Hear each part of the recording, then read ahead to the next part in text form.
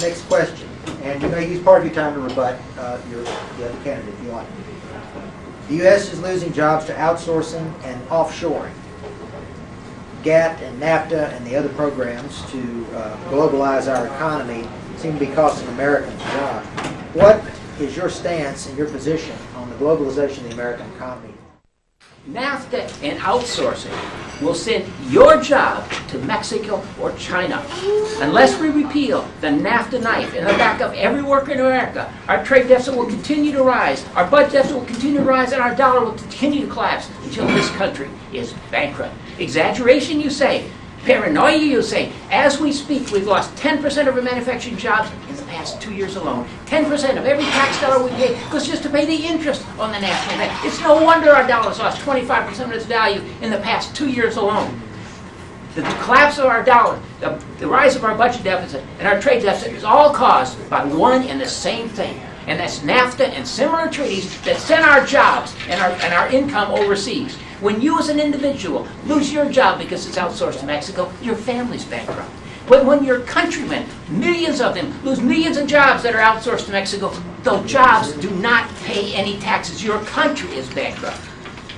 I will repeal the NAFTA knife in the back of every worker in America, and I will get back our jobs. I will get rid of our trade deficit. I will prevent the collapse of our dollar and the collapse of our economy. My opponents oppose this. They say this is protectionism. Well, you're damn right it's protectionism. My plan to protect our jobs, to protect our economy, to protect our dollar. My opponents say we should have free trade. That is to say, the government should not interfere in any way with commerce. Let the people buy the cheapest car, the cheapest TV, wherever they can find it, China, Mexico, or America. Fair enough, I'd agree to that. But what if our government has already interfered with the price of a GM car by artificially forcing GM to pay Social Security, Workmen's Comp, OSHA, a dozen other taxes that China and Mexico don't have to pay? Shouldn't there be a tariff on Mexican and Chinese imports to force them to pay these costs? If they don't have to pay these costs, their products are always cheaper. We'll continue to lose jobs. What are the wages in India and China? They are 50 cents an hour. Do American workers have to work for 50 cents an hour to keep a job? That would be free trade, free of any moral or legal restrictions.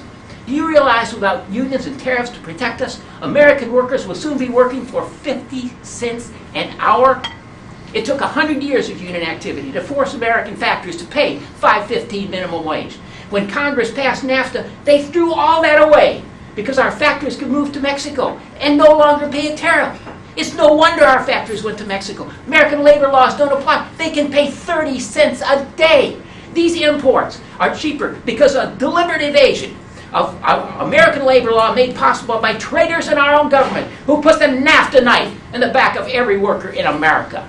If I am elected, I will put a tariff on all imports equal to the burden placed on American business by American labor laws. If American labor law causes the price of a pair of shoes to increase by $10 because of minimum wage and workmen's comp and so forth, or if it causes the price of a ton of steel produced in America to increase by $100, the tariff on a ton of steel of $100 on a pair of shoes will be $10.